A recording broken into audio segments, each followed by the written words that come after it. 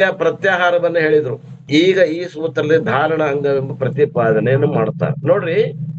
ಇಲ್ಲಿ ಇನ್ನ ಇವನಿಗೆ ಜ್ಞಾನ ಆಗಿಲ್ಲ. 4ನೇ ಭೂಮಿಕೆ ಒಳಗ 4ನೇ ಅಧ್ಯಾಯದೊಳಗೆ ಇವನಿಗೆ ಜ್ಞಾನ ಆಗಿಲ್ಲ. ಇವನಲ್ಲಿ ದ್ವೈತದ ಇನ್ನ ಅಪರೋಕ್ಷ ಜ್ಞಾನ ಆಗಿಲ್ಲ. ಇವ್ ದ್ವೈತವನ್ನ ಇನ್ನ ಬಿಡಬಲ್ಲ ಇವ. ಆ ದ್ವೈತದಾಗ ಇಷ್ಟ ಹತ್ರ ಹೋಗಿ ನಿಲ್ಲಿಸ್ತಾರಪ್ಪ ಅಂತಂದ್ರ ಅದು ಸ್ವರೂಪಕ್ಕೆ ಭಾರಿ ಹತ್ರದ. ಒಂದ ಲೈನ್ ಹೇಳದ್ ಬಿಟ್ರೆ ಆ ಕಡೆ ಜ್ಞಾನ ಅದ, ಈ ಕಡೆ ಉಪಾಸನೆ ಅದ. ಇಷ್ಟ ಫರಕ್ ಅದ, ಬಾಳ ಇಲ್ಲ. ಏನ್ ವ್ಯತ್ಯಾಸ ಅದ ಅಂತಂದ್ರ ಅಲ್ಲಿ ಅಪರೋಕ್ಷ ಜ್ಞಾನದಿಂದ ಅವು ಏಕಾಗ್ಯಾವ. ಇಲ್ಲಿ ಏನಾಗೈತಿ ಅಂತಂದ್ರ ಅಪರೋಕ್ಷ ಜ್ಞಾನ ಇಲ್ಲದೆ ಇರೋದ್ರಿಂದ ಭೇದ ಆಗಿ ತೋರಾಗತ್ತದ. ಇವಾಗ ಭೇದದ ಇಲ್ಲ. ಅದನ್ನ ಸ್ವಲ್ಪ ವಿಚಾರ ಮಾಡಿ ನೋಡ್ಕೊಡ್ರಿ. ಆ ಎಳೆ ಅದ, ಒಂದ್ ಎಳೆ. ಒಂದ್ ಎಳೆ ಅಲ್ಲಿ ಜ್ಞಾನ ಮತ್ತು ಅಜ್ಞಾನ. ಇನ್ನೂ ಅಜ್ಞಾನ ಅದ ಇವಾಗ. ಆದ್ರೂ ಕೂಡ ಇವನು ಧಾರಣಾಂಗ ಅಂತಂದ್ರ ಅಂತಃಕರಣವನ್ನ, ವಿಷಯಗಳಿಂದ ಹೋಗ್ತಕ್ಕಂತ ಅಂತಃಕರಣವನ್ನ ಹಿಂದಕ್ಕೆ ಜಗ್ಗಿ ನಿರ್ವಿಷಯವಾದಂತಹ ತನ್ನ ಸ್ವರೂಪದಲ್ಲಿ ನಿಲ್ಲಿಸುವುದು ಅಂತಂದ್ರೆ ಅದು ಜ್ಞಾನ ಆಗ್ತದೆ. ಇವ ಏನ್ ಮಾಡ್ತಾನ? ಸ್ವರೂಪ ಗೊತ್ತಿಲ್ಲ. ಸ್ವರೂಪ ಗೊತ್ತಿಲ್ಲ ಅಂದ್ರೆ ಏನ್ ಮಾಡ್ತಾನ? ಎಲ್ಲಿ ಇಡ್ತಾನ ಇವ? ಅದನ್ನ ಹೇಳ್ತಾರೆ. ಧಾರಣೆ ಅಂತಂದ್ರೆ ಏನ್ರಿ? ಎಳೆದಂತ ಮನಸ್ಸನ್ನ ಎಲ್ಲಿ ನಿಲ್ಲಿಸ್ಬೇಕು? ಅದನ್ನ ಧಾರಣ ಮಾಡೋದಂದ್ರೆ ನಿಲ್ಲಿಸುವುದು. ಅದನ್ನ ಹೇಳ್ತಾರೆ. ಮನವದು ನಿರ್ವಿಷಯದಳು ನಿಲ್ಲಿಸದೆ ಸುಮ್ಮನೆ ಮುಕ್ತಿ ತನಗಿಂತು ಘಟಿಪುದು ಹೇಳ್ಕೊಂತ ಬಂದ್ರು. ವಿಷಯಗಳಲ್ಲಿ ಸಂಚರಿಸುವಂತಹ ಮನಸ್ಸನ್ನ ನಾಭಿ, ಹೃದಯ, ಭ್ರೂಮಧ್ಯ, ಬ್ರಹ್ಮರಂಧ್ರ, ಪಶ್ಚಿಮ ಚಕ್ರಗಳೆಂಬ ಈ ನಿರ್ವಿಷಯ ಸ್ಥಳಗಳಲ್ಲಿ ನಿಲ್ಲಿಸಿ ಸಮಾಧಾನ ಮಾಡಬೇಕು. ಅವೆಲ್ಲ ಕಲ್ಪನಾ ಮಾಡಿ ಹೇಳಾಕತ್ತಾರ್ರಿ. ಮತ್ ಯಾರ ಹೋಗಿ ಹೊಟ್ಯಾಗ ಅದಾವೇನ್ರಿ 5-7 ಚಕ್ರಗಳ ಅಂತ ನೋಡಾಕ್ ಹೋಗ್ಬ್ಯಾಡ್ರಿ. ಏನ್ ಫರಕ್ ಮಾಡ್ಯಾರಂದ್ರ ಅವ ಸ್ವರೂಪದಾಗ ನಿಲ್ಲಿಸ್ತಾನ, ಇವ ಅಂತಃಕರಣದಲ್ಲಿ ಇದ್ದಂತಹ 7 ಚಕ್ರಗಳನ್ನ ಕಲ್ಪನಾ ಮಾಡಿ ಹೇಳ್ಯಾರ ಶಾಸ್ತ್ರ. ಏನ್ರಿ? ಭೂಮಧ್ಯದಾಗ ಒಂದದ ಚಕ್ರ, ಹೃದಯದಾಗ ಒಂದ್ ಚಕ್ರ ಅದ, ಬ್ರಹ್ಮರಂಧ್ರದಾಗ ಒಂದ್ ಚಕ್ರ ಅದ, ಪಶ್ಚಿಮದಾಗ ಚಕ್ರ ಅದ. ಹಿಂಗ ಚಕ್ರಗಳನ್ನ ನಾಭಿ ಮೊದಲು ಮಾಡ್ಕೊಂಡು 7 ಸ್ಥಳಗಳಲ್ಲಿ 7 ಚಕ್ರ ಅದಾವ. ಆ 7 ಚಕ್ರಕ್ಕ ಅಕ್ಷರಗಳದಾವ, ಬಣ್ಣ ಅದಾವ ಅಂತ ಕಲ್ಪನಾ ಮಾಡಿ ಹೇಳ್ಯಾರ. ಆ ಕಲ್ಪನಾ ನೀವ್ ಏನ್ ಮಾಡ್ಬೇಕು? ಐತಿ ಅಂತ ಕಲ್ಪನಾ ಮಾಡ್ತಾನ ಇವ. ಏನ್ರಿ?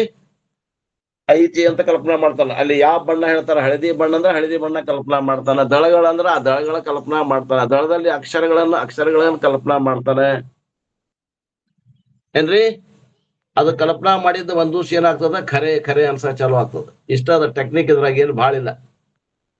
ಆದ್ರೆ ಮನಸ್ಸು ನಿಲ್ಸಾಕಿನ್ನ ಸ್ವರೂಪ ಗೊತ್ತಾಗಿಲ್ಲ. ಅವ್ನ ಹೃದಯ ಕಂಬನದ ಚಕ್ರದಲ್ಲಿ ಮನಸ್ಸನ್ನು ನಿಲ್ಲಿಸು. ಇದು ರಹಸ್ಯದ ಇದೆ. ಆ ಚಕ್ರ ಅದಾವ್ರಿ. ಆಪರೇಷನ್ ಮಾಡಿದ್ರೆ ಕಾಣ್ತಾವು ಅಂತಂದ್ರೆ ನೋಡ್ರಿ. ಯಾರ ಆಪರೇಷನ್ ಮಾಡೋ ಡಾಕ್ಟರ್ ಇದ್ರ ಅವನ ಹೃದಯ ಕಂಬನದ ಆಪರೇಷನ್ ಮಾಡಿಸಿ ನೋಡ್ರಿ. ಅಥವಾ ಭೂಮಧ್ಯ ಚಕ್ರ ಆಪರೇಷನ್ ಮಾಡಿ ನೋಡ್ರಿ. ಅಲ್ಲಿ ಐತೆ ನೋಡ್ರಿ, ಚಕ್ರಗಳದಾವೇನೋ ನೋಡ್ರಿ. ತಲೆ ಆಪರೇಷನ್ ಮಾಡಿ ನೋಡ್ರಿ, ಚಕ್ರ ಅದಾವೇನೋ ನೋಡ್ರಿ. ಏನು ಇಲ್ಲವು. ಕಲ್ಪನಾ ಮಾಡಿ ಶಾಸ್ತ್ರ ಹೇಳ್ತದೆ. ಯಾಕೆ? ಏನ್ ಮಾಡ್ಬೇಕಂದ್ರೆ ಇವಂಗ ಏನಾಗ್ಯದ ಅಂದ್ರ ಅಂತಃಕರಣದಲ್ಲಿ ಚಂಚಲತೆ ಅದ. ಜ್ಞಾನರ ಆಗಬಾರ್ದು. ಜ್ಞಾನ ಆದ್ರ ಅವ ಸ್ವರೂಪದಾಗ ಧ್ಯಾನ ಮಾಡ್ಬೋದು. ಇವಾಗ ಧ್ಯಾನ ಮಾಡಕ್ ಹಚ್ಬೇಕಾಗೈತಿ. ಅದಕ್ಕೆ ಇದೊಂದ್ ದಾರಿ ಕಂಡು ಹಿಡ್ದಾರ ನಮ್ ಹಿರಿಯರು. ಯಾರಿಗೂ ಹೇಳಿಲ್ಲ ಅವ್ರ ಬೆರ್ಕಿ. ನಾ ಹೇಳಾಗತ್ತೇನೆ ನಿಮಗ್. ಯಾಕೆ ನಾ ಹೇಳಾಗತ್ತೇನಿ? ನನಗ್ ಪರಂಪರೆ ಒಳಗ ನಾ ಅಭ್ಯಾಸ ಮಾಡೀನಿ. ಪರಂಪರೆ ಒಳಗೆ ನನಗೆ ಹೇಳಿಕೊಟ್ಟಾರ. ಚಕ್ರಗಳು ಇಲ್ಲ, ಅವು ಸ್ಥೂಲ ದೃಷ್ಟಿಗಿಲ್ಲ. ಅವು ಸೂಕ್ಷ್ಮ ದೃಷ್ಟಿಯಿಂದ ಕಲ್ಪನಾ ಮಾಡಿ ಹೇಳಿದ್ದದ. ಒಂದೇ ವಿಷಯವನ್ನ ಹಗಲೆಲ್ಲ ಹೇಳಿದ್ರ ಅದು ಖರೆ ಅನಿಸ್ತದ. ಇದ ಟೆಕ್ನಿಕ್ ಅದ್ ಯೂಸ್ ಮಾಡ್ಯಾರ. ಏನ್ರಿ? ಚಕ್ರ ಅದಾವೇನ್ರಿ? ಇಲ್ಲ. ಈ ಧಾರಣ ಎಂಬ ಶಬ್ದದ ಅರ್ಥವನ್ನ 1ನೇ ಪದ್ಯದಾಗ ಹೇಳ್ತಾರೆ. ಏನಂತ ಹೇಳಿದ್ರು? ಶರೀರ 10 ಇಂದ್ರಿಯ, ಮನಸ್ಸು, ಬುದ್ಧಿ ಮೊದಲಾದವುಗಳನ್ನ ತನ್ನ ಅಧೀನಗಳಾಗಿರುತ್ತಿರಲು ಅದಕ್ಕೆ ಯೋಗಾಭ್ಯಾಸಕ್ಕೆ ವಿಘ್ನಗಳು ಉಂಟು ಮಾಡದೆ ಅನುಕೂಲಕರವಾಗಿರಲು ಧಾರಣೆ ಎಂದು ಹೇಳುತ್ತಾರೆ. ಅತ್ತಲಿತ್ತ ಹರಿದು ಹೋಗುವಂತಹ ಮನಸ್ಸನ್ನ ಒಂದು ಪಾಯಿಂಟ್ ಆಗಿ ತಗೊಂಬಂದು ನಿಲ್ಲಿಸುವುದು. ಅತ್ತ ಇತ್ತ ಹರಿದು ಹೋಗುವಂತ ನದಿಯ ನೀರನ್ನ ಒಂದ್ ಕಡೆ ಅದನ್ನ ನಿಲ್ಲಿಸುವುದು. ಡ್ಯಾಮ್ ಕಟ್ಟಿ ನಿಲ್ಲಿಸುವುದು ಮೊದಲ. ಅದಕ್ಕೆ ಏನಂತಾರ್ರಿ? ಧಾರಣೆ. ನಾಭಿ ಮೊದಲಾದ ಸ್ಥಳಗಳಲ್ಲಿ ಅಂದ್ರೆ ನಾಭಿ, ಹೃದಯ ಕಮಲ, ಭೂಮಧ್ಯ, ಬ್ರಹ್ಮರಂಧ್ರ, ಪಶ್ಚಿಮ ಚಕ್ರ, ಈ 5 ಸ್ಥಳಗಳನ್ನು ಹೇಳ್ತಾರೆ. ಮನಸ್ಸನ್ನ ಇರಿಸುವುದು, ಅಲ್ಲಿ ಕರ್ಕೊಂಬಂದು ಮನಸ್ಸನ್ನ ನಿಲ್ಲಿಸುವುದು. ಯೋಗಿಗಳಾದವರು ಆ ಚಕ್ರಗಳಲ್ಲಿ ಏನದ ಹತೋಟಿ ಮಾಡಿದಂತ ಮನಸ್ಸನ್ನ ನಿಗ್ರಹ ಮಾಡಿ ಅಲ್ಲಿ ಅದನ್ನ ಚಕ್ರಗಳಲ್ಲಿ ಅದನ್ನ ತಗೊಂಬಂದು ನಿಲ್ಲಿಸ್ತಾರ. ಅದಕ್ಕೇನಂತಾರ್ರಿ? ಧಾರಣೆ ಅಂತಾರ. ಒಂದೇ ಒಂದು ಫರಕದ ಜ್ಞಾನಿಗೂ ಮತ್ತು ಇಲ್ಲಿ ಉಪಾಸಕನಿಗೂ. ತಿಳ್ಕೊಡ್ರಿ. ವದವಿದ ಚತುರಾಂಗುಲಾಯತ ವೃತ್ತ ರೂಪದ ಸುಶಿರದ ನಾಭಿ ಕಂದದ ಪದದೊಡನೆ ಅಗಲದೆ ಮನವಿರೆ ಧಾರಣೆಯದು ತಾನೆ ತಿಳಿ ಪುಣ್ಯಮಯ ಗಾತ್ರೆ. ಪವಿತ್ರವಾದ ಶರೀರವುಳ್ಳವಳು ಯಾಕ ತನ್ನ ಮಲಿನವನ್ನ ಜನ್ಮ ಜನ್ಮಾಂತರದಲ್ಲಿದ್ದಂತ ಪಾಪ ದೋಷವನ್ನು ಕಳೆದುಕೊಳ್ತಾ ಇದ್ದಾಳೆ. ಅದು ತೆಳ್ಳಗಾಗತೈತಿ. ಈಗ ಯಾವುದು ಪಾಪ, ಪುಣ್ಯ ಹೆಚ್ಚಿಗೆ ಆಗತೈತಿ, ಪುಣ್ಯದ ಗಾತ್ರ ಹೆಚ್ಚಿಗೆ ಆಗತ್ತೆ. ಆದ್ದರಿಂದ ಪುಣ್ಯಮಯ ಗಾತ್ರೆ ನೋಡ್ರಿ ಹೆಂಗದ ಲಕ್ಷಾರ್ಥ. ಪುಣ್ಯ ಹೆಚ್ಚಿಗೆ ಆಗತೈತಿ, ಪುಣ್ಯಮಯ ಗಾತ್ರೆ. ಪ್ರಾಪ್ತವಾದ 4 ಬೆರಳಿನ ವಿಸ್ತಾರವಾದ ದುಂಡಾದ ಸಾಶಿರದ ಪೇಳದ ಪೊಳ್ಳಾದ ಸುಶಿರದ ಪೊಳ್ಳಾದ ನಾಭಿ ಕಂದದ ನಾಭಿ ಗಡ್ಡೆಯ ಸ್ಥಾನದೊಡನೆ ವಿಯೋಗವಾಗದೆ ಮನಸ್ಸು ಇರಲಾಗಿ ಅದಕ್ಕೆ ಧಾರಣೆ ಎಂದು ತಿಳಿ. ಪವಿತ್ರವಾದ ಶರೀರವುಳ್ಳವಳೆ ಪುಣ್ಯಮಯಳೆ. ನಾಭಿ ಹತ್ರ ಹೊಟ್ಟೆ ಒಳಗೆ, ಮೊಟ್ಟೆ ಹತ್ರ ಮಾಬಿ ಇಲ್ಲ, ತೊಳಗೆ ಹೊಟ್ಟೆ ತೊಳಗ ನಾಭಿ. ಆ ನಾಭಿಯ 4 ಬೆರಳುಗಳ ಪ್ರಮಾಣ ವಿಸ್ತಾರ ಅಂದ್ರ ಅಷ್ಟು ಕ್ಷೇತ್ರಫಲ. ನಾಭಿಯಿಂದ ತಳಗ 4 ಅಂಗುಳ, ನಿಮ್ಮ ಬಟ್ನಿಂದ 4 ಅಂಗುಲ ಹಿಡ್ಕೊಡ್ರಿ ಏನ್ರಿ. 4 ಬೆರಳುಗಳ ಗಾತ್ರ. ಅದು ಆಯತ ಆಕತ್ತಲ್ಲ, ಒಂದು ಆಯತ. ಆ ಆಯತದಲ್ಲಿ ಏನ್ ಮಾಡ್ಕೋಬೇಕು, ಕಲ್ಪನಾ ಮಾಡ್ಬೇಕು. ಆ ಒಂದು ಏರಿಯಾದಲ್ಲಿ, ಕ್ಷೇತ್ರದಲ್ಲಿ ದುಂಡಾಗಿಯೂ ಪೊಳ್ಳಾಗಿಯೂ ಅದೇನದ ಅಂತ ನಾಭಿ ಸ್ಥಾನದಲ್ಲಿ ಮನಸ್ಸು ವಾಸ ಮಾಡಿಕೊಂಡಿದ್ದರೆ ಅದಕ್ಕೆ ಧಾರಣೆ ಅಂತಾರೆ. ಮನಸ್ಸು ಅಲ್ಲಿ ತಮ್ಮ ನಿಲ್ಲಿಸ್ಬೇಕು. ಅಲ್ಲಿ ಒಂದು ಚಕ್ರ ಅದ, ಆ ಚಕ್ರವನ್ನು ನೋಡ್ಕೊಂತ ನಿಲ್ಬೇಕು. ಧ್ಯಾನ ಮಾಡ್ಬೇಕು. ಹೃದಯದ ಇನ್ನ ಅದನ್ನ ಬಿಟ್ಟು ಬೇರೆ ಕಡೆ ಹೋಗ್ಬಾರ್ದು ಅಂದಂಗ ಆಯ್ತಿರಲ್ಲ. ಬೇರೆ ಕಡೆ ಹೋಗ್ಬಾರ್ದ್ರಿ. ಮೊದಲ ಬೇರೆ ಕಡೆ ಹೋಗ್ಬಾರ್ದು. ಅದ್ ಎಷ್ಟೊತ್ ಮಾಡ್ಬೇಕು ಹೆಂಗ? 28 ನಿಮಿಷ ಮಾಡಿದ್ರೆ ಒಂದು ಧ್ಯಾನ ನೋಡ್ರಿ. 28 ನಿಮಿಷ ಒಂದ್ ಧ್ಯಾನ ಆಗ್ತದೆ. ಈಗ ಧಾರಣ ಅಂತಾರ. ಇದು ಹಿಂಗ ಹೇಳ್ಕೊಂಡು ಬಂದ ನಿಲ್ಲಿಸಿದ್ದನ್ನ 28 ನಿಮಿಷ ನಿಂತ್ರಿ ಅಂದ್ರೆ ಒಂದು ಧ್ಯಾನ ಆಗ್ತದ. ಬೇರೆ ವಿಷಯಗಳೇನೆ ನೆನಪಿಗೆ ಬರ್ತಾವ. ನಮ್ ಚಪ್ಪಲ್ ಹರಿದೈತಿ ಅದು ನೆನಪಾಗ್ತದ, ಇಸ್ತ್ರಿ ಆಗಿಲ್ಲ ಬಟ್ಟೆ ಅದು ನೆನಪಾಗ್ತದ ಏನ್ರಿ, ಲೈಟಿಂಗ್ ಬಿಲ್ ತುಂಬಿಲ್ಲ ಅದು ನೆನಪಾಗ್ತದೆ. ಹಿಂಗ್ ಕುಂತಾಗ ಎಲ್ಲಾ ನೆನಪಾಗ್ತದೆ. ಅದ್ ನೆನಪ ಧಾರಣೆ ಅಲ್ರದ. ನೆನಪಾತು ಅಂದ್ರೆ ಅದು ಸರಿಸ್ಬೇಕು ನೀವು. ಕಸರತ್ ಐತಲ್ಲಿ, ಅದನ್ನ ನಾ ಆಮೇಲೆ ನೋಡ್ತೀನಿ ಅನ್ಬೇಕು ನೀವು. ನಾ ಇನ್ನೊಂದು 28 ನಿಮಿಷ ಆಗಿದ್ ನೋಡ್ತೀನಿ, ಅದು ಬೇಕಾದಾಗಿಲ್ಲ. ಅದು ಇಲ್ಲಾಂದ್ರೆ ಮೊದಲ ಎಲ್ಲ ಮಾಡಿಕೊಂಡಿರ್ಬೇಕು. ಮುಂದೆ ಹೆಚ್ಚಿಗೆ ಬಂದ್ರೆ ಅವೆಲ್ಲ ಆಮೇಲೆ ನೋಡ್ತೀನಿ ಅನ್ಬೇಕು. ಒಂದ್ ಸಲ ಮಾಡಿ ನೋಡ್ರಿ, ಮಜಾ ಹೆಂಗ್ ಬರ್ತದೆ. ಸ್ವಲ್ಪ ಮಾಡ್ಬೇಕ್ರಿ. ಒಮ್ಮೆ ಮಾಡಿ ಬಿಡುವುದವೆಲ್ಲ ಇವು ಕಾಯಂ ಮಾಡುದು ಇಲ್ಲ, ಕಾಯಂ ಬಿಡುದು ಇಲ್ಲ. ಈಗ ಏನಾಯ್ತು, ಭ್ರೂಮಧ್ಯದಲ್ಲಿ ಯಾವ ಚಕ್ರ ಅದ ಅಂತ ಹೇಳ್ತಾರೆ ಇವರು. ನಾಭಿ ಭ್ರೂಮಧ್ಯ ಅಲ್ಲ, ಇದು ನಾಭಿ ಒಳಗ ಒಂದು ಚಕ್ರ ಅದ. ಅಲ್ಲಿ ಅದನ್ನ ಧಾರಣ ಮಾಡ್ರಿ, ಮನಸ್ಸನ್ನ ನಿಲ್ಲಿಸ್ರಿ.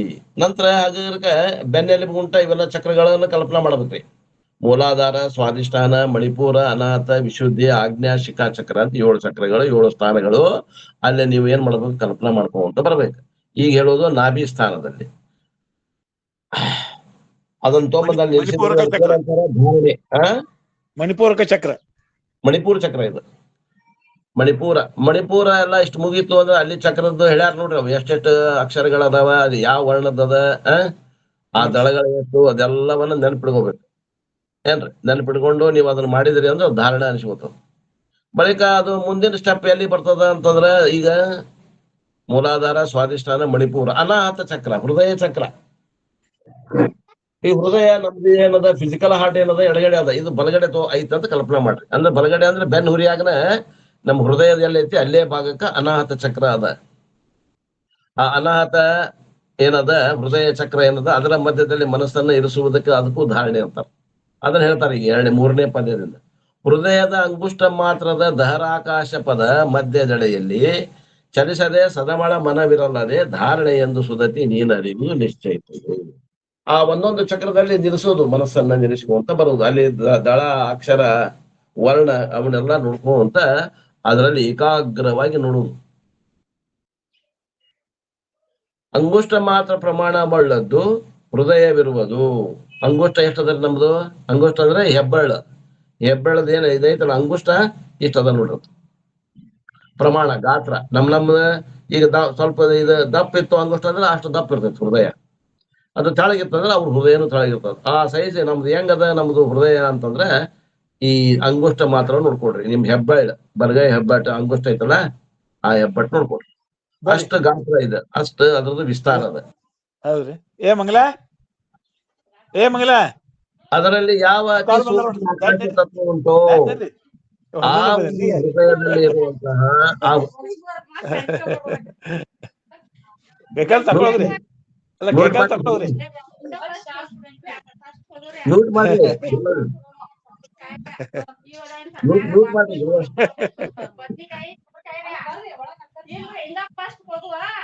ಅಲ್ಲ ಕೈಕಾಲ್ ತಗೊಳದ್ರಿ.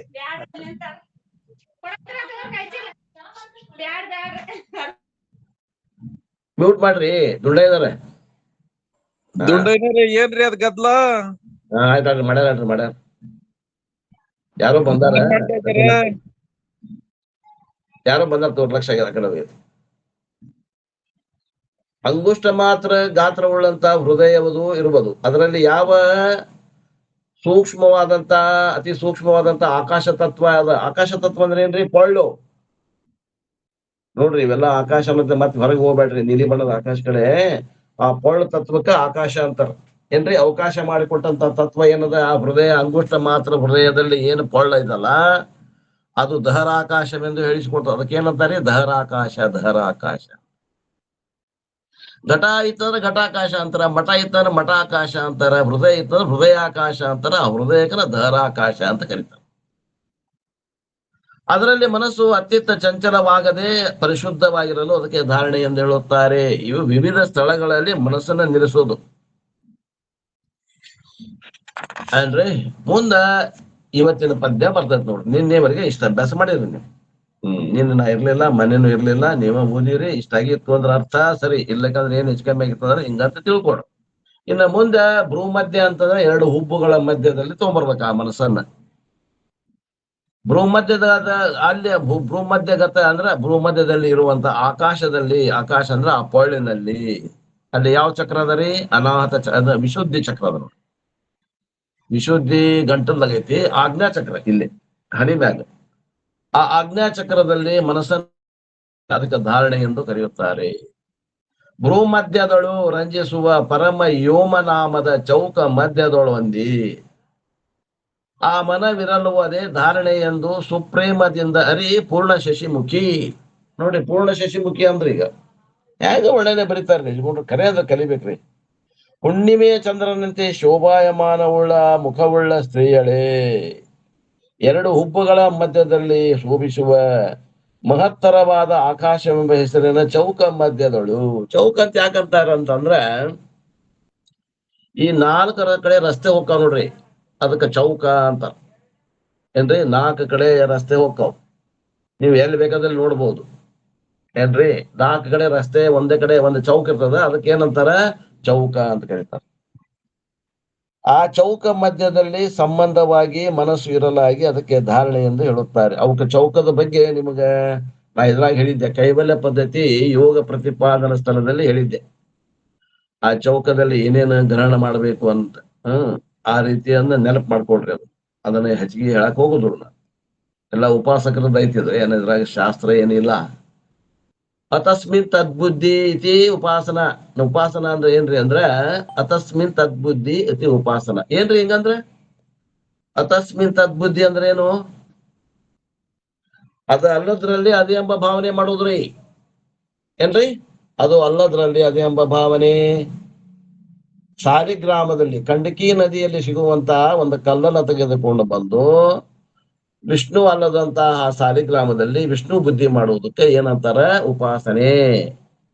ಚಕ್ರಗಳಲ್ಲಿ ಆ ಪರಮಾತ್ಮನ ಬುದ್ಧಿ ಮಾಡುವುದಕ್ಕೆ ಏನಂತಾರೆ? ಇಲ್ಲಿ ಈ ಉಪಾಸನೆ. ಅತಸ್ಮಿನ್ ತದ್ಬುದ್ಧಿ ಇತಿ ಉಪಾಸನ.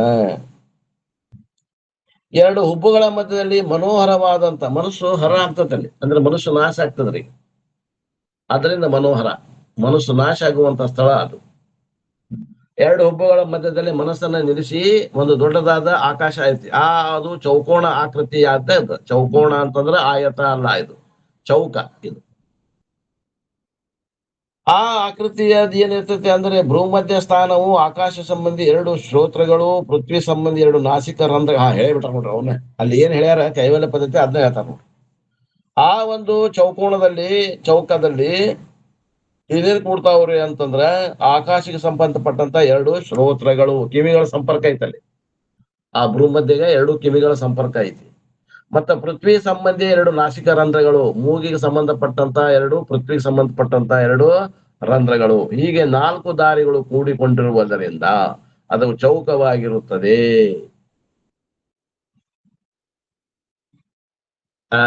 ಇದು ನೋಡ್ರಿ ಬೇಕಾದ್ರೆ ನೀವು ಎಲ್ಲೇ ನವನಗರ ಕಡೆ ಹೋಗ್ಬೇಕಾದ್ರ ಬಾಗಲಕೋಟೆ ಈ ಕಡೆ ಬಿಳಿಗಿ ಕಡೆ ಒಂದ್ ಹೋಗ್ತದ, ಈ ಕಡೆ ಹುಬ್ಬಳ್ಳಿ ಕಡೆಯಿಂದ ಒಂದ್ ಹೋಗ್ತದ, ಆ ಕಡೆ ಬಾಗಲಕೋಟೆ ಊರಾಗ ಒಂದ್ ಹೋಗ್ತದ, ಈ ಕಡೆ ಎಡಗಡೆ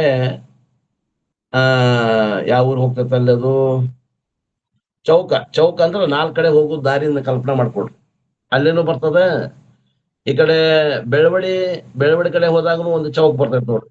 ಒಂದು ಬೆಳಗಾವಿ ಕಡೆ ಹೋಗ್ತದೆ, ಒಂದು ಬೈಲಹೊಂಗಲ ಕಡೆ ಹೋಗ್ತದ, ಒಂದು ಧಾರವಾಡ ಕಡೆ ಬರ್ತದ, ಇನ್ನೊಂದು ಆ ಕಡೆ ಹೋಗ್ತದೆ. ಆ ಚೌಕ 4 ಕಡೆ ಹೋಗೋ ದಾರಿ ನಡಕ್ಕೆ ಏನ್ ಕೂಡಿರ್ತೀವಿ ಅದಕ್ಕೆ ಚೌಕ ಅಂತಾರ. ಹಂಗ ಚೌಕ ಐತಿ ಅಲ್ಲಿ. ಎಲ್ಲಿ 2 ಪೃಥ್ವಿ ಸಂಬಂಧಿ, ಆಕಾಶ ಸಂಬಂಧಿ, ಶ್ರೋತ್ರಗಳ ಸಂಬಂಧಿ ಆದಂತ ಈಗ 4 ದಾರಿಗಳು ಕೂಡಿರುವುದರಿಂದ ಅದಕ್ಕೆ ಚೌಕವೆಂದು ಕರೆಯುತ್ತಾರೆ. ಅದರ ಉಪಾಧಿ ಮೂಲಕ ಅದರಲ್ಲಿರುವ ಆಕಾಶವಾದರೂ ಕೂಡ ಚೌಕವಾಗಿರುತ್ತದೆ. ಆಕಾಶಕ್ಕ ಆಕಾರ ಇಲ್ಲ, ಆದ್ರ ಅದು ಉಪಾಧಿ ಯಾವ್ದೈತಿ, ಆ ಚೌಕ ಐತಿ. ಆ ಚೌಕ ಇರೋದ್ರಿಂದ ಆ ಉಪಾಧಿಗತವಾದಂತ ಆಕಾಶವು ಚೌಕದ. ಅದರಲ್ಲಿ ಮನಸ್ಸನ್ನು ಇರಿಸಿ ನಿಶ್ಚಲ ಮಾಡಿದರೆ ಅದಕ್ಕೆ ಧಾರಣೆ ಎಂದು ಕರೆಯುತ್ತಾರೆ. ಮನಸ್ಸನ್ನ ಅಲ್ಲಿ ಹೋಗಿ ನಿಲ್ಲಿಸಿ ಅಲ್ಲೇ ಫಿಕ್ಸ್ ಮಾಡ್ಬಿಡ್ರಿ.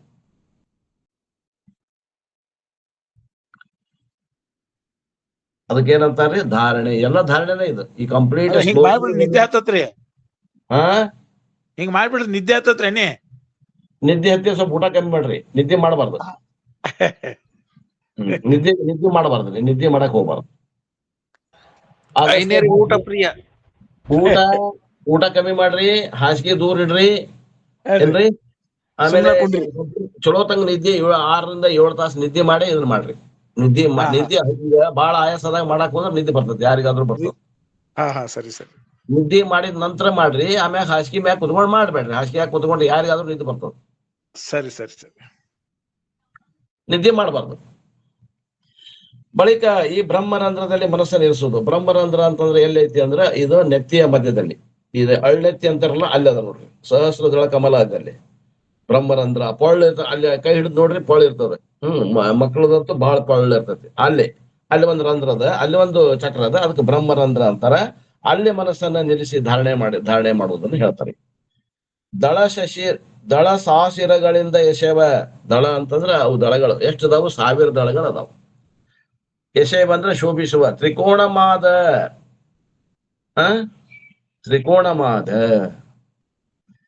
ಲಘುತರ, ಅತಿ ಸೂಕ್ಷ್ಮ ಲಘುತರ ಬ್ರಹ್ಮರಂಧ್ರದ ನೆಲೆಯೋಳು ಅಡಗಿ ಮನವಿರಲು ಧಾರಣೆಯೆಂದು ಲಲಿತಾಂಗಿ ನೀನು ಅವತರಿಪುದು.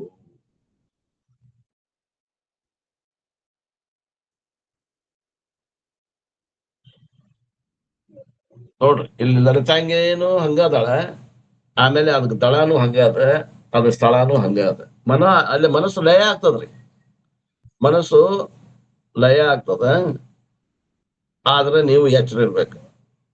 ನೀವು ಮನಸ್ಸೋ ಏನೋ ಮನಸ್ಸಿಗೆ ಸಾಕ್ಷಿನೋ ಅನ್ನೋದು ಅಲ್ಲೇ ಗೊತ್ತಾಗತ್ತೆ. ನೀವು ಮನಸ್ಸಿನ ಕೂಡ ಗೆಳತನ ಮಾಡಿದ್ರೆ ನೀವು ಮನಸ್ಸಿನ ಕೂಡ ಹೋಗ್ಬಿಡ್ತೀರಿ. ಮನಸ್ಸನ್ನ ನೀವು ನೋಡ್ಕೊಂತಿರ್ಬೇಕಾದಲ್ಲ. ನೀವು ಮನಸ್ಸಿನ ನೋಡೋರು ಏನ್ರಿ. ಆ ಮನಸ್ಸು ಲಯ ಆದ್ರೆ ಆಗ್ಬಾರ್ದಕ್ಕ. ಅದನ್ನ ನೋಡುವಂತಹ ಸಾಕ್ಷಿ ನೀವು. ಅಲ್ಲೇ ನೀವು ಫರಕ್ ಮಾಡ್ಕೋಬಹುದು. ಆ ಮನಸ್ಸಿನ ಕೂಡ ಹೋಗ್ಬೇಡ್ರಿ. ಮನಸ್ಸನ್ನ ದಿಟ್ಟಿಸಿ ನೋಡಾಕ್ ಕಲೀರಿ ನೀವು. ಅದು ಮನಸ್ಸು ಮಲ್ಕೋವಲ್ಬೇಕಾರೆ ನೀವು ಮಲ್ಕೋಬೇಡ್ರಿ. ಅಂದ್ರೆ ಎಚ್ಚರ ಉಳಿತೀರಿ ನೀವು. ಮನಸ್ಸು ಮಲಗಾಗತೈತಿ, ನಾನು ಮಲ್ಕೋತೇನೆ ಅಂದ್ರೆ ಅದು ಮಲಗಿಸ್ತೈತಿ, ನಿಮ್ಮನ್ನು ಮಲಗಿಸ್ತೈತಿ. ಹಂಗ್ ಮಾಡಕ್ ಹೋಗ್ಬೇಡ್ರಿ. ಅದನ್ನ ನೋಡೋರು ನೀವು ಆಗ್ಬೇಕು. 1000 ದಳಗಳಿಂದ ಕೂಡಿ ಶೋಭಾಯಮಾನವಾಗಿರುವಂತಹ 3 ಮೂಲೆಗಳಿಂದ ಯುಕ್ತರಾಗಿರುವ ಬ್ರಹ್ಮರಂಧ್ರದ ಸ್ಥಾನದಲ್ಲಿ 3 ಮೂಲೆ ಐತ. ಮನಸ್ಸು ಅಡಗಿರಲು ಅದಕ್ಕೆ ಧಾರಣೆ ಎಂದು ಕರೆಯುತ್ತಾರೆ. ಇದು ನಿಶ್ಚಯವೆಂದು ನೀನು ತಿಳಿ. ಇದು ನಿಶ್ಚಯ ಅದ.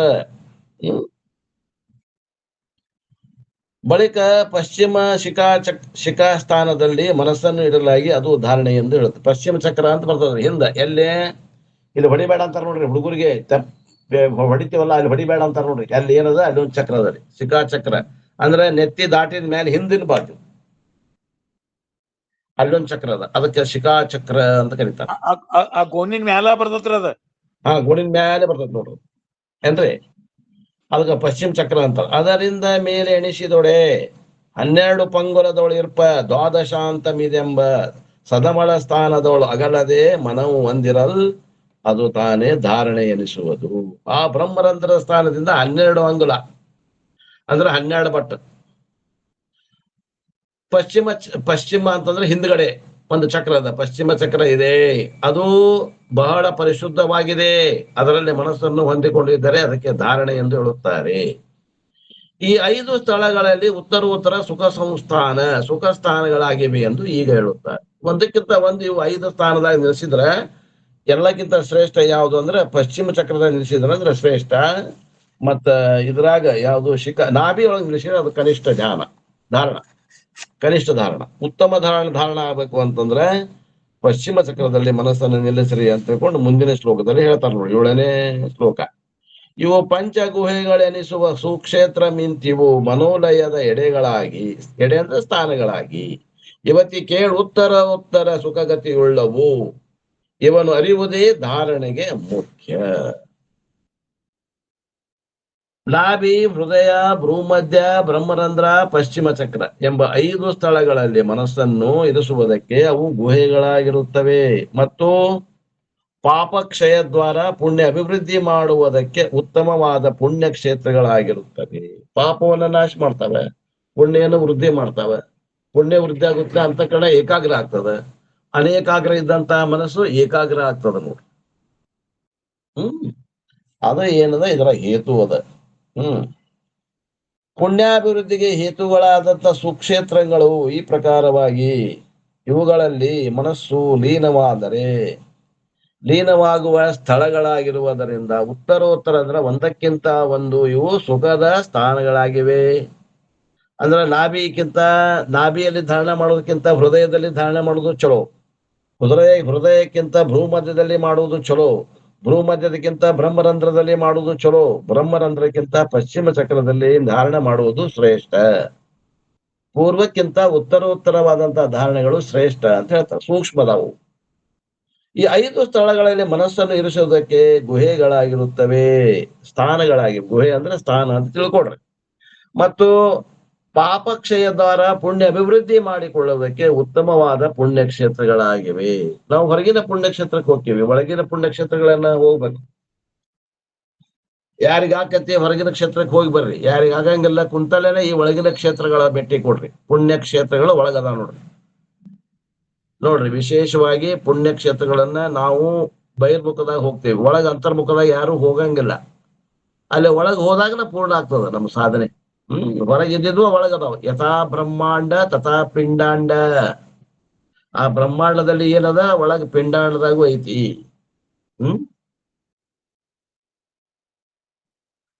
ಬಳಿಕ ಉಕ್ತ ಸ್ಥಳಗಳಲ್ಲಿ ಮನಸ್ಸನ್ನು ಇರಿಸುವುದು ಸಾಧಕರಿಗೆ ಇದಕ್ಕೆ ಅವಶ್ಯವಾದದ್ದೆಂದು ಹೇಳುತ್ತಾರೆ. ಸಾಧಕರಿಗೆ ಅಂದ್ರೆ ಯಾವುದು? ಯಾರಿಗೆ ಮನಸ್ಸು ಇದದ ಚಿತ್ತ ಇನ್ನೂ ಚಂಚಲ ಐತಿ, ಅವ್ರಿಗೆ ಬಹಳ ಅವಶ್ಯದ ಇದು ಏಕಾಗ್ರ ಆಗ್ಲಿಕ್ಕೆ. ಅದಕ್ಕೆ ಅವ್ರು ಏನ್ ಮಾಡ್ರಿ, ಈ ಚಕ್ರಗಳ ಸಾಧನೆಯನ್ನು ಮಾಡ್ರಿ. ಉಕ್ತ ಸ್ಥಳಗಳಲ್ಲಿ ಮನಸ್ಸನ್ನು ಇರಿಸುವುದು ಸಾಧಕರಿಗೆ ಅವಶ್ಯ ಅಂತ ಹೇಳ್ತಾರೆ. ಮನವೇ ಸಂಸ್ಕೃತಿ, ದುಃಖವು ಅನಿತಕ್ಕೆ ಮೂಲವು. ಆ ಮನವು ಅಳಿದೊಡೆ ಮುಕ್ತಿ ಸುಖವದು ಜನಿಸುಗುಂ. ಅದರಿಂದಲ್ಲರಿ ಮುಮುಕ್ಷುಗಳಿಗೆ ಮನದ ಧಾರಣೆ ಮುಖ್ಯವೆನಿಪುದು. ಮನೋಮೂಲಕವಾದಂತ ಅನೇಕ ಸಂಸಾರ ದುಃಖಗಳು ಒದಗುತ್ತದೆ. ದುಃಖ ಯಾರಿಗೆ ಹಾಕತ್ರಿ? ಶರೀರಕ್ಕೆ ಹಾಕತ್ತೆ, ಮನಸ್ಸಿಗೆ ಹಾಕತ್ತೆ. ಮನಸ್ಸಿಗೆ ಹಾಕತ್ತಲ್ರಿ ದುಃಖ. ಶರೀರ ಎಲ್ಲಕ್ಕ? ಶರೀರ ಜಡ ಐತಿ. ಮನಸ್ಸಿಗೆ ಆಗ್ತದೆ. ಮನಸ್ಸಿನ ಮೂಲಕ ಸಂಸಾರ ದುಃಖಗಳು ಒದಗ್ತಾವೆ. ಅಂತ ಮನಸ್ಸನ್ನ ತಡಿದ್ರಿ ಅಂದ್ರೆ ದುಃಖಗಳು ನಿವೃತ್ತಿ ಆಕ್ಕವೆ. ತಾತ್ಕಾಲಿಕ ಆದ್ರೂ ಹಾಕವಲ್ಲ, ದುಃಖಗಳ ನಿವೃತ್ತಿ ಆಕ್ಕವೆ. ಹಂಗ ತಾತ್ಕಾಲಿಕವಾದ್ರೂ ನಿವೃತ್ತಿ ಆಕ್ಕವು. ನಿವೃತ್ತಿಯಾಗಿ ಸುಖವು ಅಂತ ಆವಿರ್ಭಾವ ಆಗುತ್ತದೆ. ದುಃಖದ ಅಭಾವ ಅಂತಂದ್ರೆ ಸುಖ ತಾನೇ ಅಲ್ಲಿದ್ದದ್ದು ಸ್ಫುಟವಾಗಿ ತೋರ್ತದೆ. ಸುಖ ಯಾವಾಗ್ಲೂ ಐತಿ, ಎಲ್ಲ ಕಡೆ ಐತಿ, ಯಾವಾಗ್ಲೂ ಐತಿ. ಆ ನಮ್ಮ ದುಃಖದ ಮಧ್ಯದಲ್ಲಿ ಸುಖ ನಮಗ್ ಗುರುತು ಹತ್ತೋದಿಲ್ಲ. ಆದ್ದರಿಂದ ಸುಖ ದುಃಖ ಬಂಧ ಮೋಕ್ಷಗಳಿಗೆ ಮನವೇ ಕಾರಣವಾಗಿರುತ್ತೆ. ಮನಯೇವ ಮನುಷ್ಯಾಣಂ ಕಾರಣಂ ಬಂಧ ಮೋಕ್ಷಯೋ. ಮನಸ್ಸೇ ಕಾರಣದ.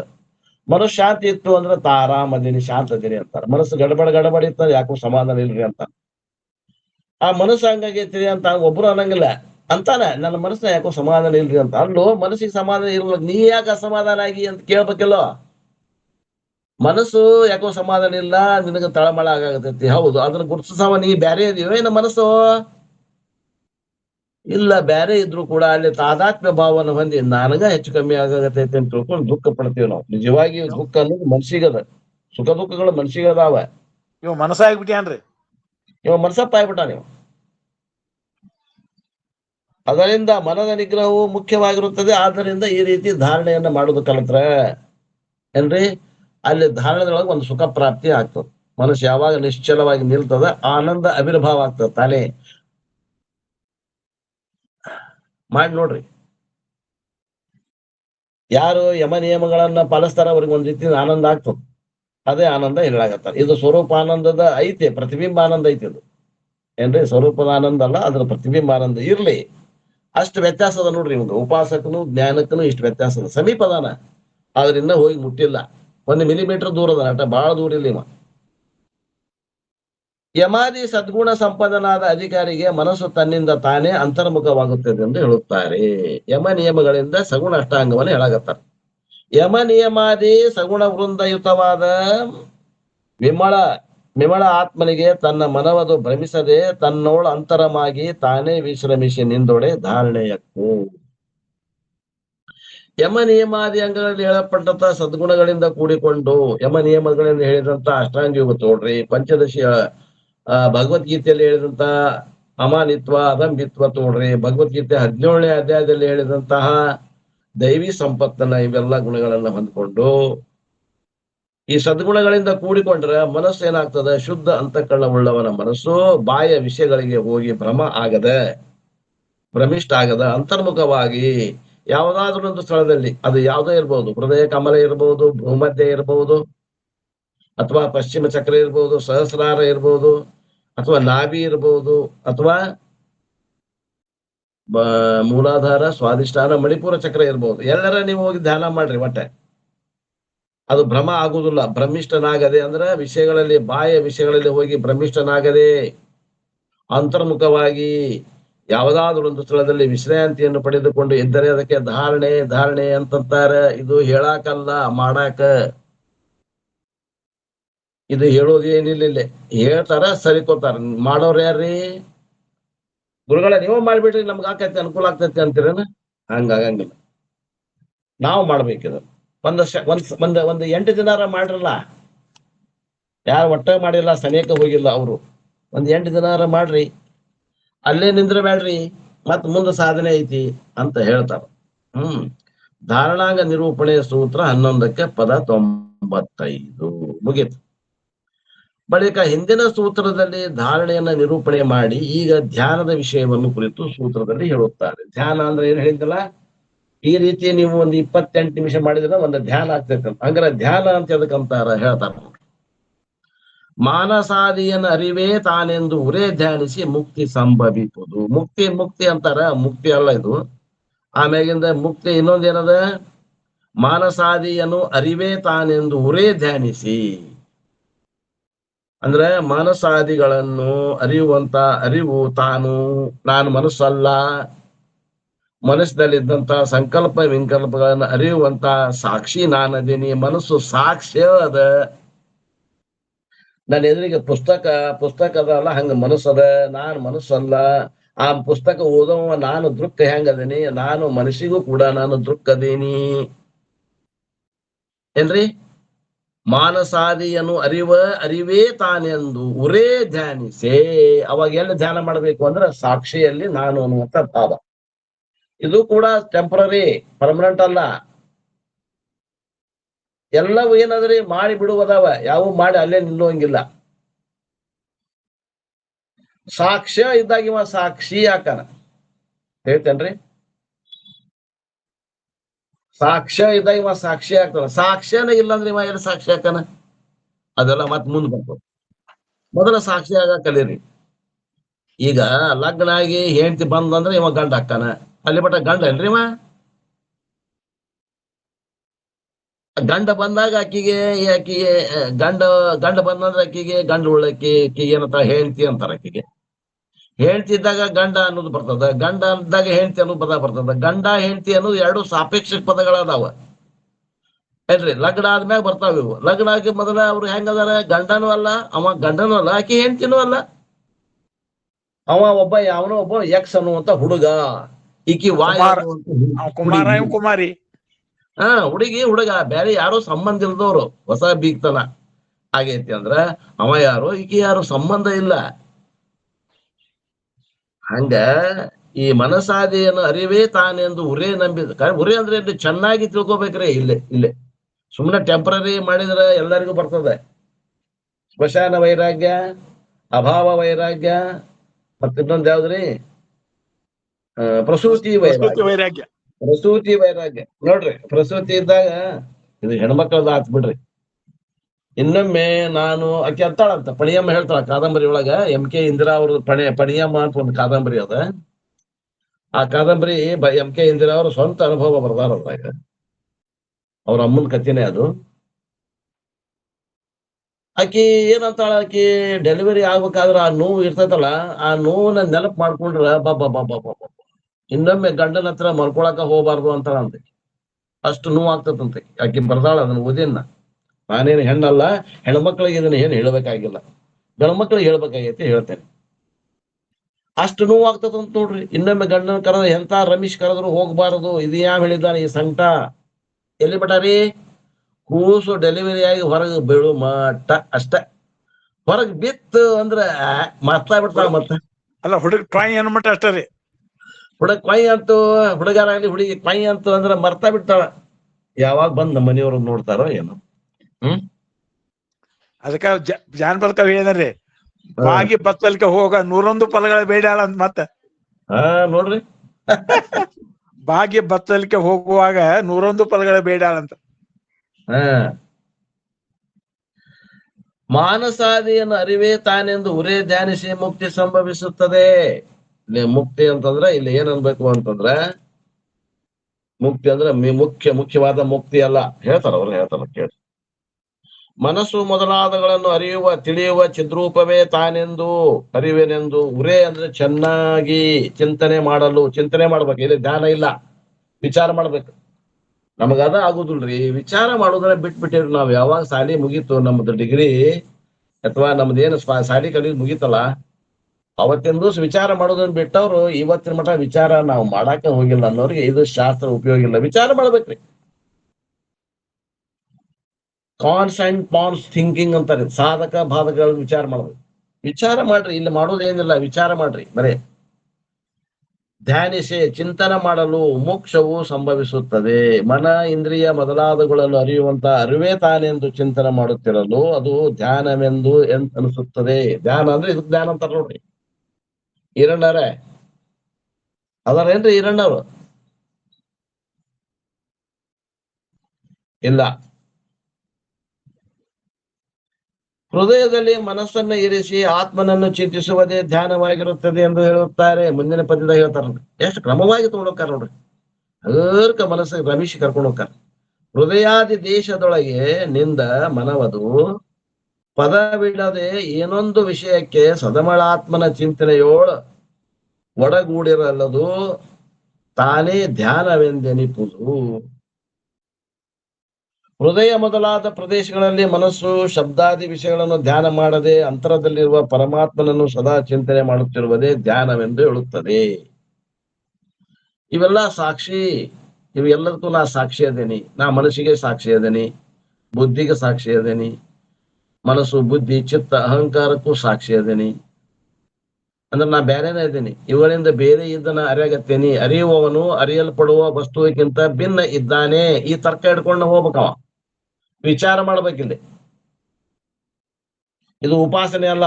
ವಿಚಾರ ಮಾಡಕ್ ಹಚ್ಚಿದ್ರೆ ನೋಡ್ರಿ, ಹಗರ್ಕ ವಿಚಾರ ಮಾಡಕ್ ಹಚ್ತಾರ. ನಾವೇನ್ ಬಿಟ್ಟೇವಿ ಮಾಡೋದು ಅದನ್ನ ವಿಚಾರ ಮಾಡಕ್ ಹಚ್ತದ. ಹೃದಯ ಮೊದಲಾದ ಸ್ಥಳಗಳಲ್ಲಿ ಏನ್ ಮಾಡಿದ್ರು, ಆ ಮನಸ್ಸನ್ನ ಶಬ್ದಾದಿ ವಿಷಯಗಳಿಂದ ಧ್ಯಾನ ಮಾಡದೆ ಅಂತರದಲ್ಲಿರುವ ಪರಮಾತ್ಮನನ್ನು ಅಂದ್ರೆ ಸಾಕ್ಷಿ ಚೇತನದಲ್ಲಿ, ಪರಮಾತ್ಮ ಅಂದ್ರೆ ಸಾಕ್ಷಿಯೇ ನಾನು ಅದೇನಿ ಅಂತ ತಿಳಿಯೋದು ಏನದ. ಹಿಂಗ ಧ್ಯಾನ ಚಿಂತನೆ ಮಾಡುವುದಕ್ಕೆ ಧ್ಯಾನವೆಂದು ಕರೆಯುತ್ತಾರೆ. ಹಿಂಗ ಧ್ಯಾನ ಮಾಡ್ರಿ. ಬಳಿಕ ಮನಸ್ಸು ಚಂಚಲವಾದದ್ದು ನಿಗ್ರಹಿಸಲಿಕ್ಕೆ ಬರುವುದಿಲ್ಲವೆಂದು ಹೇಳಿದರೆ ಮನಸ್ಸು ಯಾವ ಪ್ರಕಾರವಾದರೂ ಆಗಲಿ ತಾನು ಮಾತ್ರ ತನ್ನ ಸ್ವರೂಪ ಸ್ಥಿತಿಯಿಂದ ಇದ್ದರೆ ಅದಕ್ಕೆ ಧ್ಯಾನವೆಂದು ಹೇಳುತ್ತಾರೆ. ಇಲ್ರಿ ನನಗೆ ಇರಾಕ್ ಆಗುದಿಲ್ಲ, ಮನಸ್ಸು ಚಂಚಲ ಆಕತ್ತಲ್ರಿ ಅಂದ್ರ ಆದ್ರ ಆಗಬಂದ ಗೋಮನೆ ನೀ ಅಲ್ಲದ ಅದು ನಿಮ್ ಸುದ್ದಿ ಅಲ್ಲ, ಅದು ನಮ್ಮ ಊರ ಸುದ್ದಿ ಅಲ್ಲ. ಅದರಲ್ಲಿ ಆಗುವಂತ ಹೆಚ್ಚು ಕಡಿಮೆಯನ್ನ ನೋಡುವಂತ ದೃಷ್ಟ ನಾನು ಅಂತ ತಿಳ್ಕೋ ಅಂತಾರ್ರಿ.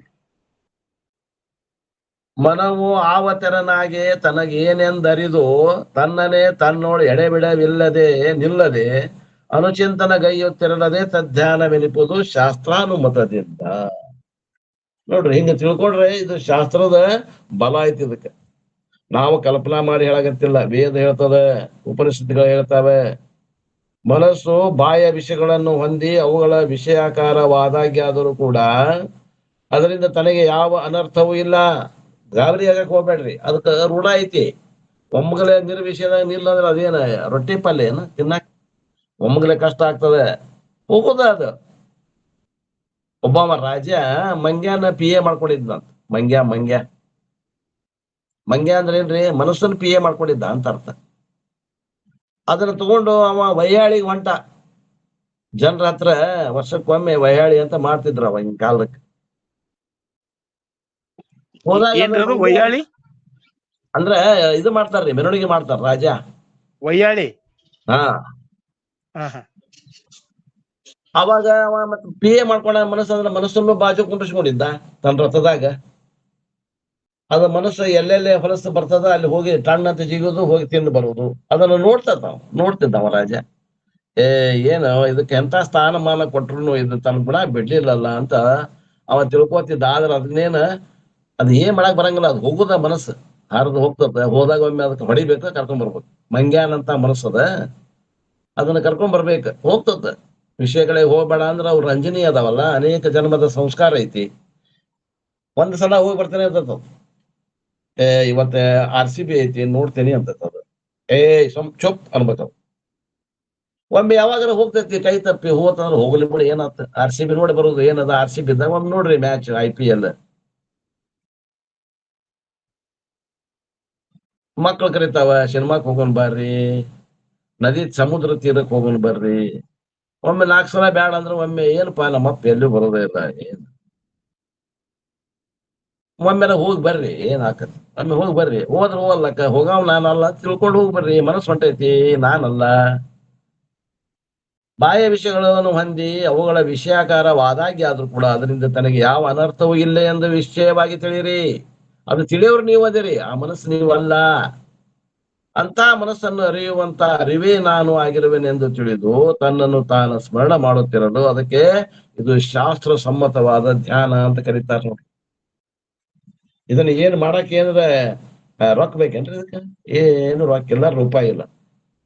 ಎಲ್ಲಿ ಬೇಕಲ್ಲಿ ಮಾಡ್ಬೋದು, ಹೊರಗೆ ಹೋದಲ್ಲಿ ಮಾಡ್ಬೋದು, ಬಸ್ನಾಗ ಕುಂತಾಗ ಮಾಡ್ಬೋದು, ಮನ್ಯಾಗ ಕುಂತಾಗ ಮಾಡ್ಬೋದು, ಹಾಸಿಗೆ ಒಂದ್ ಬಿಟ್ಟು ಎಲ್ಲಾರ ಮಾಡ್ಬೋದು. ಹಾಸಿಗೆಗೂ ಮಾಡಕ್ ಬರ್ತದ, ಹಾಸಿಗೆಯಾಗ ನಿದ್ದೆ ಬರ್ತದ.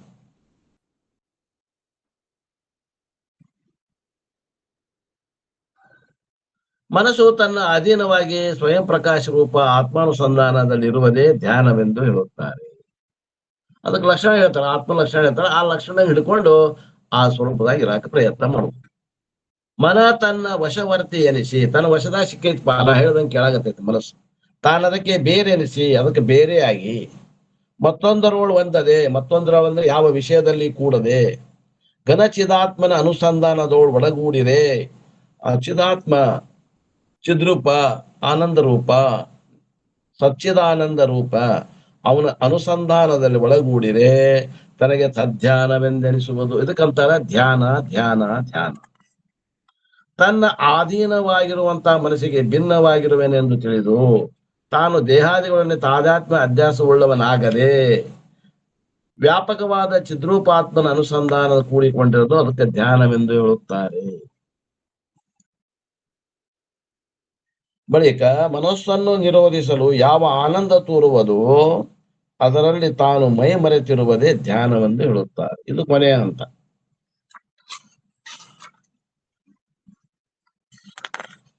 ಏನಂತಾರ? ಮನವನು ವೈಯಾರದಿಂದವೇ ನಿರೋಧಿಸಿದೊಡೆ ಮನವು ಅಳಿದು ಆನಂದ ಪದವದು ಜನಿಸಲ್ ಅಲ್ಲಿಯೇ ತನ್ನ ತಾನುರೇ ಮರೆದು ನಿಂದ ಅನುವೇ ತದ್ಧ್ಯಾನವೆಂದೆನಿಪುದು. ಏನವು ಶಬ್ದಗಳಂದ್ರೆ ಹೆಂಗ ಭಾಷೆ ಓದ್ತೇವಿ ಹಂಗ ಓದಕ್ಕೂ ಬರ್ತದ. ಪದ್ಯವನ್ನ ದಾಟಿ ಹಚ್ಚಿ ಹಾಡ್ಬೇಕಂತೂ ಏನಿಲ್ಲ. ಉಪಾಯದಿಂದ ಮನಸ್ಸನ್ನು ಮೆಲ್ಲನೆ ಒಳಸರಿಯುತ್ತ ಒಳ್ಳೆಯ ಬಟ್ಟೆಯ ನಾರೆಯುತ್ತ ಪರಮಾರ್ಥ ಗೀತೆ ಹೇಳ್ತಾರ ನೋಡ್ರಿ. ಹಂಗ ಉಪಾಯದಿಂದ ಮನಸ್ಸನ್ನು ಮೆಲ್ಲನೆ ನಿರೋಧವನ್ನು ಮಾಡಲಾಗಿ ಅನಂತರ ಯಾವ ಆನಂದವು ಪ್ರಕಟವಾಗುವುದು ಅದರಲ್ಲಿ ನಾನು ಅನ್ನುವುದನ್ನು ಮರೆತು ಕೇವಲ ಆನಂದ ಸ್ವರೂಪನಾಗಿ ತಾನಿರುವುದೇ ಧ್ಯಾನವೆಂದು ಹೇಳುತ್ತಾರೆ. ನೋಡ್ರಿ, ಒಮ್ಮೊಮ್ಮೆ ಮನಸ್ಸು ಮರ್ತ ಆ ಒಂದು ಯಾವ ಇದಿರ್ತೈತಲ್ಲ ಅದ್ರಾಗ ಕಳೆದು ಹೋಗ್ಬಿಡ್ತೀವಿ. ಹಂಗಾದ್ರ ಅದಕ್ಕೆ ಏನಂತಾರ ಅವರು ಧ್ಯಾನ ಅಂತ ಕರೀತಾರೆ. ನಮ್ಗೆ ಇಷ್ಟ ಇದ್ದ ಕೆಲಸ ಮಾಡ್ಬೇಕಾದ್ರೆ ಧ್ಯಾನದಿಂದ ಮಾಡ್ತೀವಿ. ಕರೆದ್ರು ಅನ್ನೋದ್ರ ನೋಡ್ರಿ, ಅವಾಗ ಅದ್ರ ಮನಸ್ಸು ಲಯ ಆಗಿರ್ತದೆ, ಅವಾಗ ಆನಂದ ಆಗ್ತದೆ. ಬಳಿಕ ನಾನು ಮತ್ತು ಇದು ಎಂಬ ಎರಡರ ಭಾವನೆ ಸುಳ್ಳೆಂದು ನಿಶ್ಚಯವಾಗಿ ತಿಳಿಯುವುದೇ ಧ್ಯಾನವೆಂದು ಹೇಳುತ್ತಾರೆ. ಅರುವಿನ ಅಹಂಭಾವವ ಅಳಿದು ಮಿಕ್ಕಿನ ತೋರಿಕೆ ನೆರೆ ಮಿಥ್ಯೆ ಎಂದು ಕಾಣ್ಬ ಬರಿದು ಕರೆಗೊಂಡು ಮರೆಯದಿರ್ಪುದದೇ ತದ್ಧ್ಯಾನವೆಂದರಿಯುವುದು ನಿಜಾತ್ಮ ಕೋವಿದೆ. ನಾನು ಸಾಕ್ಷಿ ಸ್ವಯಂ ಪ್ರಕಾಶ ಚಿದ್ರೂಪನಿರುವನೆಂಬ ಅಹಂಭಾವನೆಯು ನಾಶವಾಗಬೇಕು. ಬಳಿಕ ಬೇರಾಗಿ ಇರುವ ಇದಂ ರೂಪ ದೃಶ್ಯ ಪ್ರಪಂಚವೆಲ್ಲವೂ ಮಿಥ್ಯೆ ಎಂಬ ಜ್ಞಾನವು ದೃಢವಾಗಬೇಕು. ಇದಕ್ಕೆ ಧ್ಯಾನವೆಂದು ತಿಳಿ ಅರ್ಥಾರ್ಥ ಇದಂ ಲಕ್ಷಣಾತ್ಮಕವಾದ ದ್ವೈತ ಪ್ರಪಂಚವು ತೋರದೆ ವಸ್ತುತಃ ಅದ್ವೈತ ರೂಪ ಜ್ಞಾನ ಸ್ಥಿತಿಯಿಂದಿರುವುದೇ ಧ್ಯಾನವೆಂದು ಭಾವ. ದ್ವೈತ ಪ್ರಪಂಚ ಅಳೆದು ಮನಸ್ಸು ಲಯ ಆತು, ಏಕಂ ಏವ ಅದ್ವಿತೀಯ ಅಂದ್ರೆ ಇಲ್ಲಿ ಇನ್ನೂ ಆತ್ಮನ ಸ್ವರೂಪ ಅಲ್ಲ. ಇದು ಇನ್ನು ಬರುವಂತಹದ್ದು, ಇದು ಉಪಾಸನೆ ಒಳಗೆ ಬರುವಂತ ಹಂತ. ಏನಂತಂದ್ರು ಅಂತಂದ್ರೆ ಇದಂ ರೂಪ ದೃಶ್ಯ ಪ್ರಪಂಚ ಎಲ್ಲವೂ ಮಿಥ್ಯೆ ಅಂತ ಕೂಡ ಅದ್ರ ನಾಶ ಆತು ಅಂದ್ರೆ ಅದಕ್ಕೇನಂತ ಅರ್ಥ ಅಂತಂದ್ರೆ ಇದಂ ಲಕ್ಷಣ ದ್ವೈತ ಪ್ರಪಂಚ ತೋರದೆ ಹೋತಂದ್ರೆ ಅಹಂ ಅನ್ನೋದಷ್ಟೇ ಉಳಿತು, ಇದಂ ಅನ್ನೋದು ತೋರ್ಲಿಲ್ಲ ಅಂದಾಗ ಅದೇನಾತು, ಈಗ ಅದ್ವೈತ ಏಕರೂಪ ಆತ್ ನೋಡ್ರಿ. ಅದ್ವೈತ ಅಂದ್ರೆ ಏಕರೂಪ, ಅದು ಜ್ಞಾನದ ಸ್ಥಿತಿಯಿಂದ ಇರುವುದಕ್ಕೆ, ಈ ರೀತಿ ವಿಚಾರ ಮಾಡಿಕೊಂಡಿರುವುದಕ್ಕೆ ಏನಂತಾರೆ, ಅದಕ್ಕೆ ಧ್ಯಾನವೆಂದು ಹೇಳುತ್ತಾರೆ. ಧ್ಯಾನಾಂಗ ನಿರೂಪಣೆ ಸೂತ್ರ 12ಕ್ಕೆ ಪದ 100, 5 ಪದ್ಯಗಳಿಂದ ಧ್ಯಾನವನ್ನ ಮುಗಿಸಿದ್ರು. ಬಳಿಕ ಧ್ಯಾನವನ್ನ ನಿರೂಪಣೆ ಮಾಡಿ ಈ ಮುಂದಿನ ಸೂತ್ರದಲ್ಲಿ ಭೇದರಹಿತವಾದ ಸಮಾಧಿಯ ಸ್ವರೂಪವನ್ನು ವಿಸ್ತಾರವಾಗಿ ನಿರೂಪಣೆ ಮಾಡೋರಿದ್ದಾರೆ. ಮತ್ತು ಆ ವಿಷಯವನ್ನ ನಾಳೆಗೆ ನೋಡೋಣ ಅನ್ನುವುದಕ್ಕೆ ಇವತ್ತಿನ ಈ ನನ್ನ ವಾಕೃಪ ಸೇವೆಯನ್ನು ಗುರುಪಾದಕ್ಕೆ ಸಲ್ಲಿಸಿ ನನ್ನ ವಾಣಿಗೆ ವಿರಾಮ.